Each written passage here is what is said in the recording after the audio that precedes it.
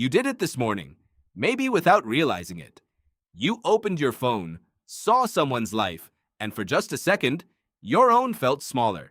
It wasn't a big moment. Nobody saw it happen, but something shifted in your chest, quiet and fast, the way it always does. And you probably told yourself to stop. You know comparison is toxic. You've heard it 1,000 times. Comparison is the thief of joy. You nodded along, and then you did it again. Here's the thing. You were never going to stop. Because this wasn't a bad habit you picked up from social media. It is something far older than screens, far older than civilization, far older than language itself. The urge to compare yourself to others is not a character flaw. It is a survival program.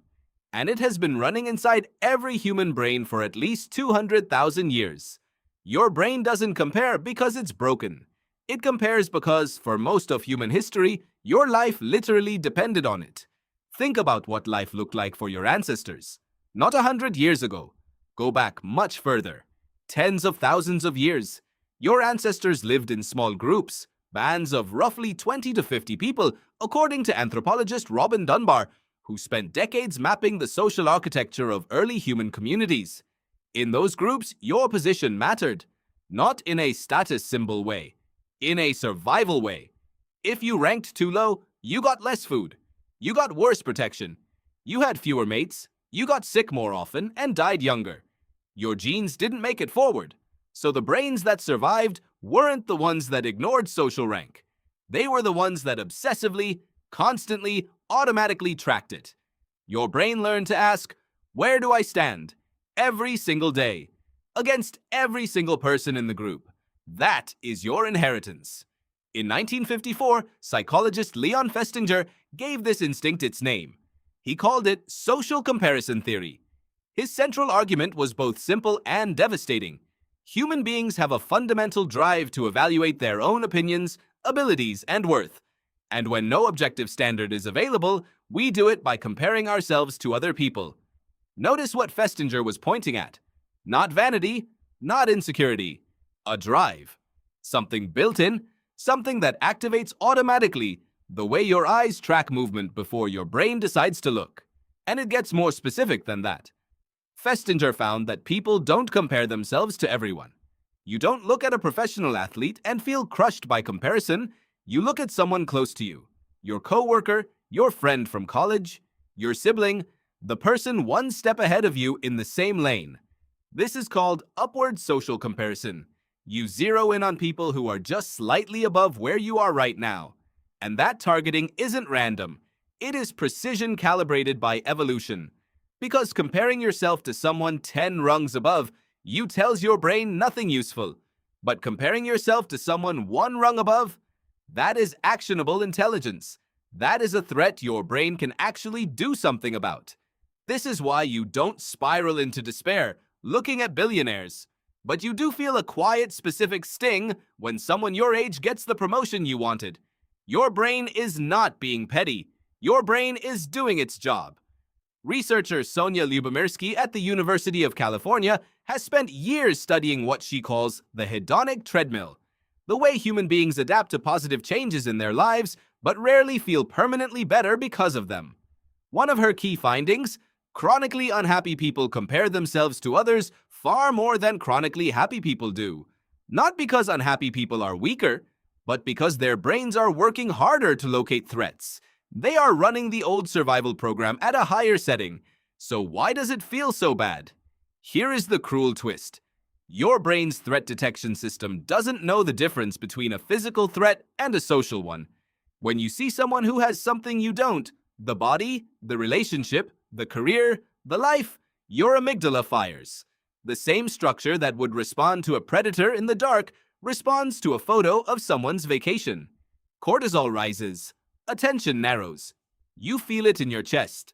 Neuroscientist Hidehiko Takahashi published a study in 2009 using brain imaging to show exactly this. When subjects were shown information suggesting they were inferior to peers in areas they cared about, the pain centers in their brains activated. Real pain.